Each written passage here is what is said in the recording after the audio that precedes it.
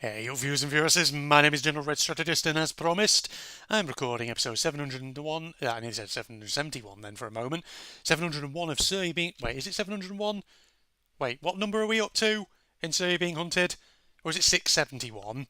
Holy shit, I can't even remember.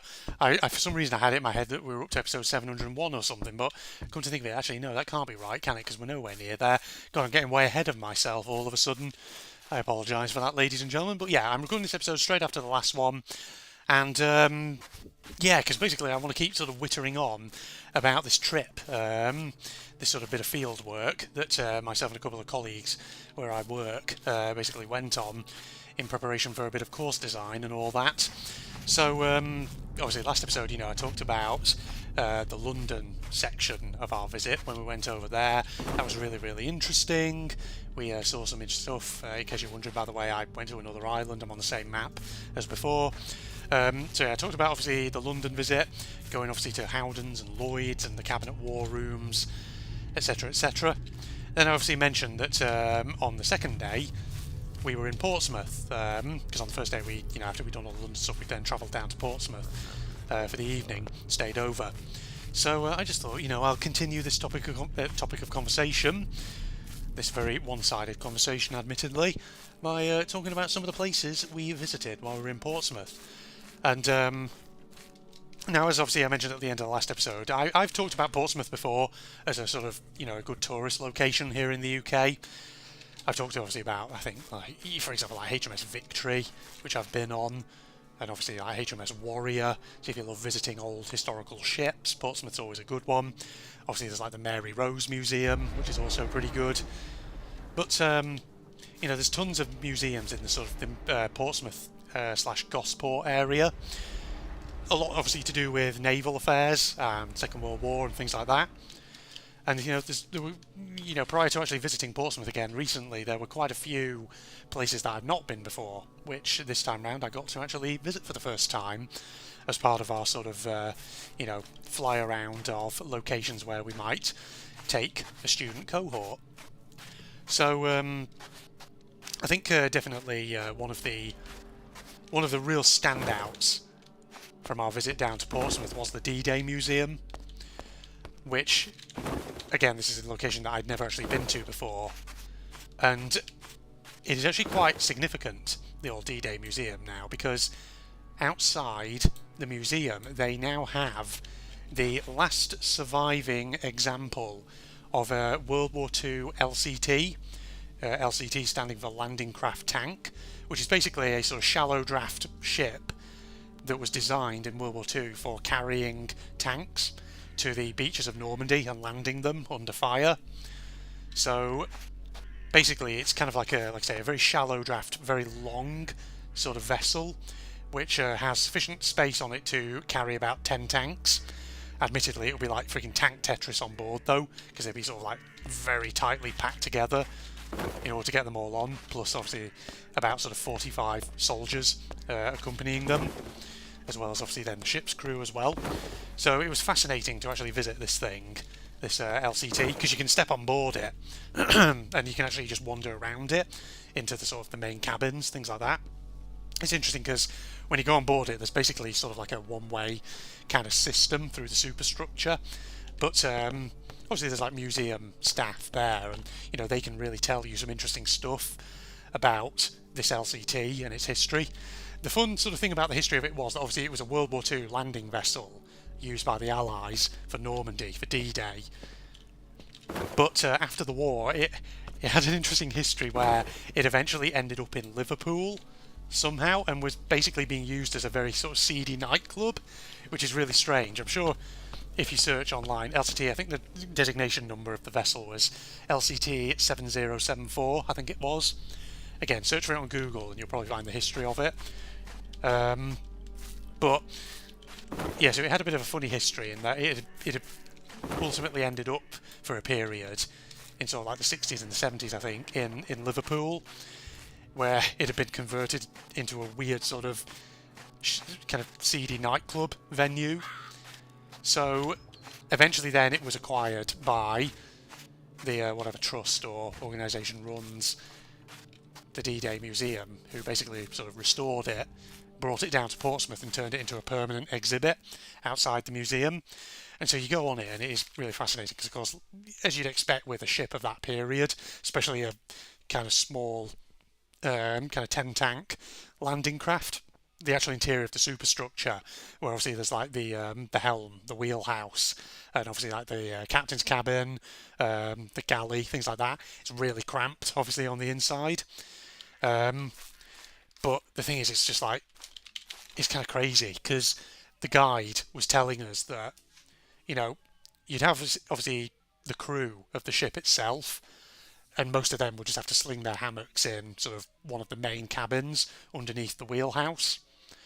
But of course, apart from them, the 45 crewmen and the 2 officers serving on the ship, you would also have about 45 soldiers who basically just had to sort of live on the deck itself where the tanks were kept. And bearing in mind, this is a landing boat, so the deck itself is pretty open to the elements. They would have probably put camouflage netting across it, but even then that won't, offer much cover from blowing winds and things like that. And the thing is, the guide was also telling us that, if you were a soldier on the deck of the landing craft, it wasn't exactly going to be a nice ride, especially given that, because the thing about obviously D-Day in World War II was, it obviously commenced on the 6th of June 1944, but the Allies only undertook it on the 6th of June after they'd postponed it slightly due to bad weather conditions, which they genuinely feared could interfere with the landings and make it actually difficult to achieve what they wanted to achieve. So, in essence, those soldiers who'd been aboard, sorry, I said 45 sailors, didn't I? 45 crewmen, sorry, 45 soldiers, sorry. There was obviously, several sailors and crewmen on the ship, but there were also 45 soldiers who, were obviously with the tanks that were loaded onto the vessel. But, because D-Day itself had been sort of postponed due to bad weather, because the original intention perhaps had been to do it slightly earlier in June, before eventually they just decided to go on June the 6th. So basically, those soldiers had been loaded onto that LCT with their tanks, well in advance of June the 6th. But of course, then the postponement order would come through, and essentially they just had to sort of subsist on the deck of this vessel, just live there until eventually the order came through that, they were going to attack Normandy. And so, of course, what that meant was that for a while their tanks were just sort of packed on the deck. And when you go on that LCT and you look around and you notice that there's only like 2 toilets accessible from the deck, along with about maybe somewhere between 2 and 4 wash basins, and that's having to basically be shared by about 45 men. And on top of that, according to the guide, when obviously, as they're sort of just stationed on that vessel waiting for the order to go, every so often they have to actually switch on the engines of their tanks so they can just idle for a while to keep them warmed up and functional. And of course what that means is there's lots of like carbon monoxide and fumes, so of course it would have stunk, it would have been horrible. And so of course, as you can imagine, a lot of those soldiers they came down ill, and for a lot of them actually being able to land on the beaches of Normandy was a relief, even though they knew they were going into a war zone, because a lot of them of course got seasick. And there's no real washing facilities other than those wash basins, as I mentioned a moment ago. So, if you were a soldier, you got seasick, and you freaking just vomited all over yourself, there's no real way to clean yourself up. So basically, the only real way to clean yourself up would be to wait until eventually the order comes through for the Normandy landings to go ahead, and then, just as soon as that landing vessel hits the beach and the ramp at the front goes down, if you're not obviously in one of the tanks, if you're maybe just an infantryman who's going to be with the tanks, you just jump immediately out into the water and that'll just wash you off. So yeah, real bringing history to life there. But apart from obviously visiting the LCT, we then went into the D-Day Museum itself, which has a couple of sections. It has sort of the main section of the museum, and then it has this sort of D-Day embroidery, as it's called, which is this big circular kind of tapestry room. Really fascinating. But yeah, so basically, if you're ever in Portsmouth, you've never been to the D-Day Museum, it is well worth a visit. Really, really good. At the very least, just to basically go on board LCT 7074. Well, yeah, so that was definitely a big highlight of the event. One of the other locations that we did want to go into, and we were able to sort of explore its grounds, but unfortunately the museum itself was shut, was a location called Priddytard, which is where the I believe it's the Explosion Museum, as it's called, is located. Basically, the Explosion Museum, all to do with naval ordnance, weapons, things like that. So basically, the history of Priddytard, as it's called, was that essentially it was an ammunition sort of production and stockade location. And nowadays, obviously, it's the Explosion Museum, which tells you all about naval ordnance through the ages. So we went over there because obviously we're thinking about taking the student cohort there as well. And now I've never been to the Explosion Museum, and sadly when we got there we found that for some reason the museum itself was closed, though you were able to park up on the grounds and just wander around.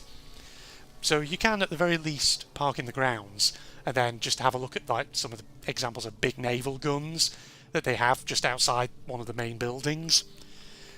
So they have a whole range of naval guns, naval gun turrets, that have obviously been taken out of old ships and then just put there as exhibits. So they have like, big sort of like battleship turrets there.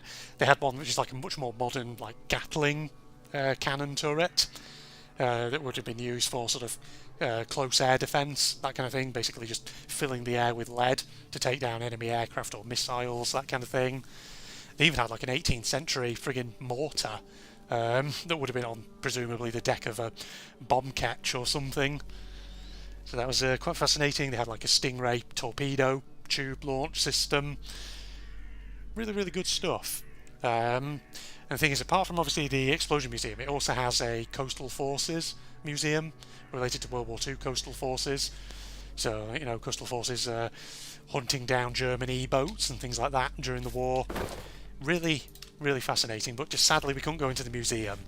But you never know, that might be something that I maybe on a weekend sometime, I just get in my car and just drive down to Portsmouth myself and maybe visit it when it's actually open, go and see it for myself and all that.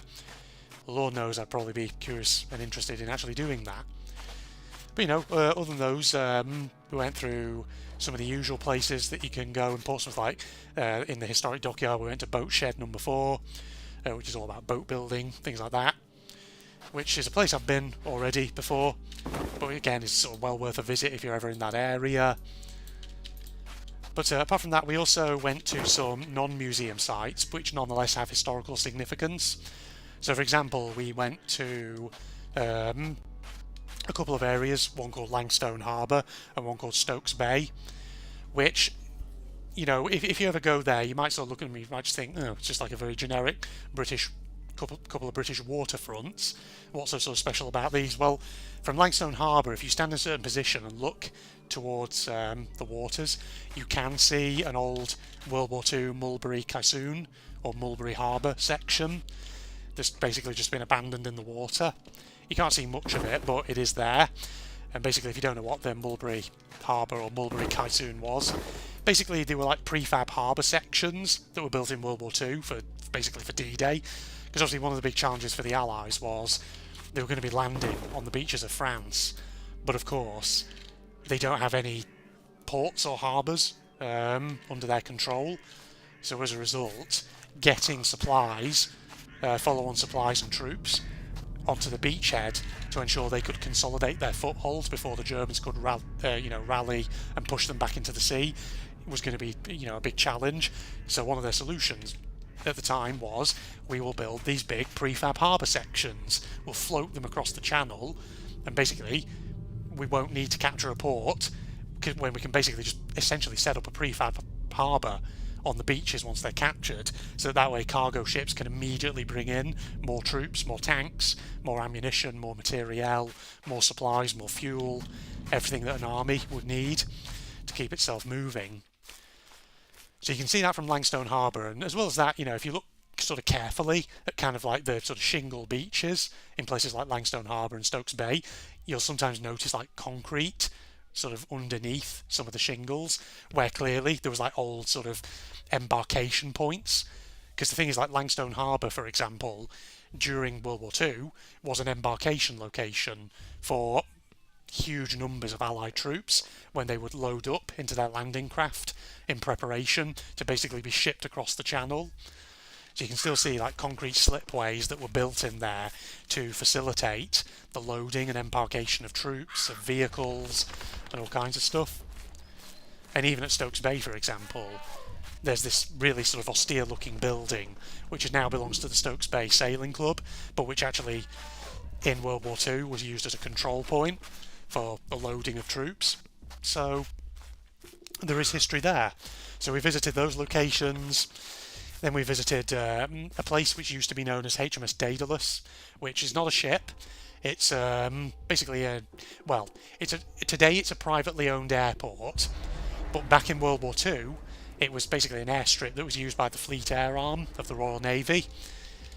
And when you sort of go there now and you look at it, it might not sort of look like much to look at, but if you look sort of closely and carefully all around it, you'll see basically all really rusty hangars, not just on the airstrip itself, but also if you turn around looking sort of the opposite direction over the road, you see like lots of old, really old, like derelict hangars and buildings.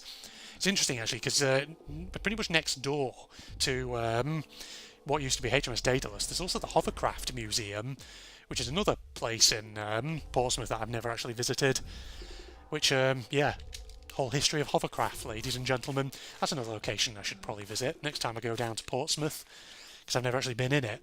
It's interesting though, because on certain roads, as you pass the Hovercraft Museum, you can actually see some of the vehicles they've got in there, and include, one of the ones they have is, I think, one of those proper big, old-fashioned Saunders Row, sort of four-prop hovercraft that used to do cross-channel ferry services up till about, I think, like the 1990s.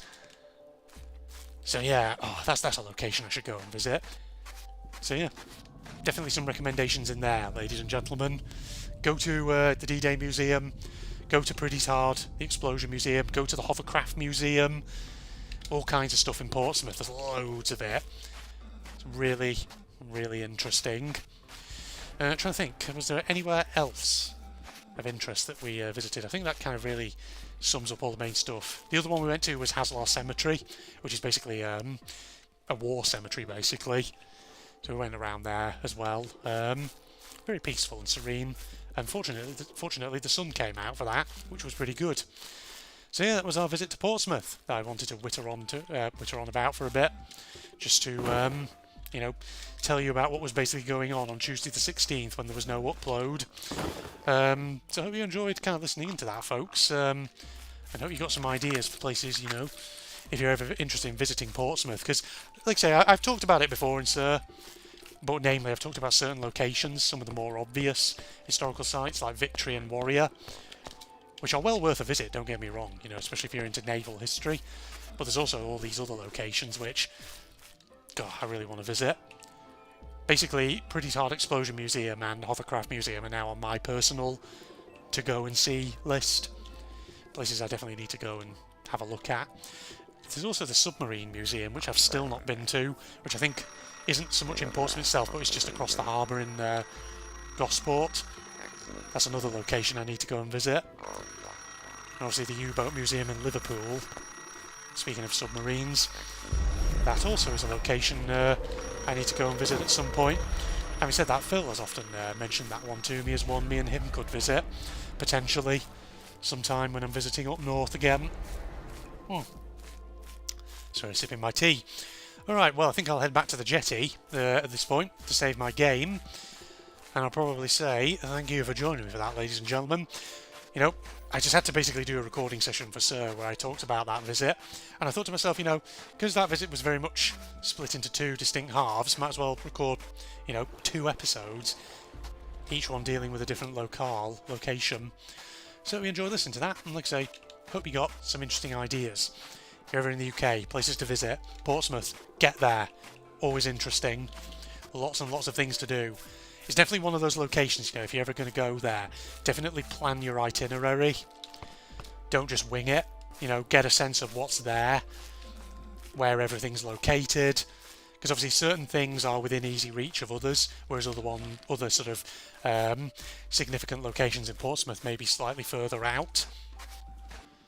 But yeah, so that was really, really interesting. In fact, actually, the one location I haven't mentioned in Portsmouth, which actually was very interesting, I can't believe I completely forgot about it. As part of our our visit, we also went to a place called Southwark House. If you don't know what Southwark House is, it's basically this old 18th century property, historic building, that is actually today situated in the middle of a military base that's used by the Royal Military Police. But you know, as part of our sort of course development, we were able to basically get permission to visit the site.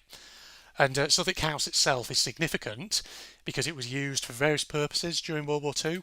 It was at one point used by the Royal Navy School of Navigation, but then from about 1943 it was used for planning and preparation for D-Day.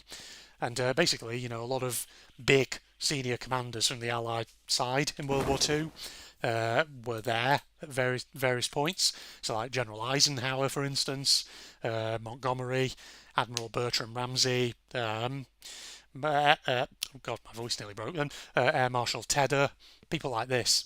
So yeah, we visited that. Really, really interesting, because one of the big highlights of that is they've got the map room, which has a bit of a story behind it. Apparently, basically, the Allied military coalition, the planners needed sort of like a big map of the south coast of England and obviously the north coast of France, including Normandy, so they could plan out all the ship movements and the air movements and everything.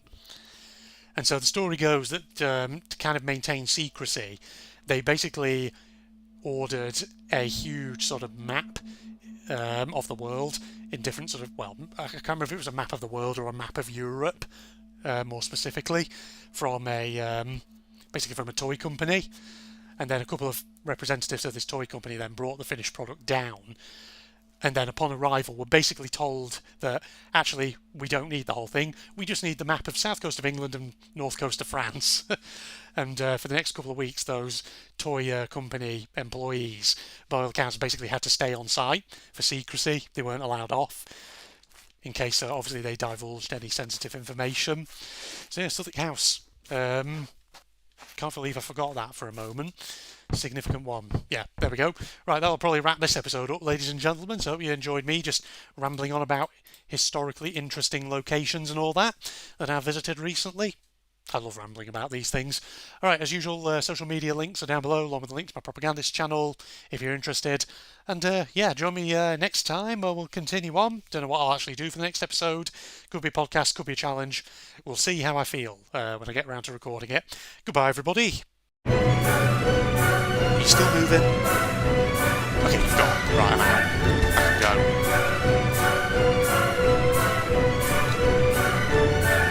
She's not there.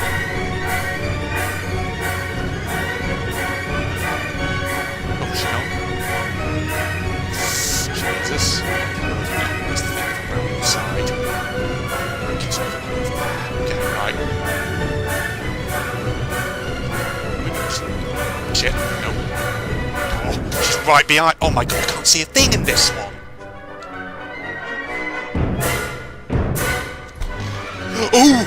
Oh no, that's a card cut out. It's fine. Okay, just keep going. Keep moving. Bit by bit. Push our way forward. Okay, we're here.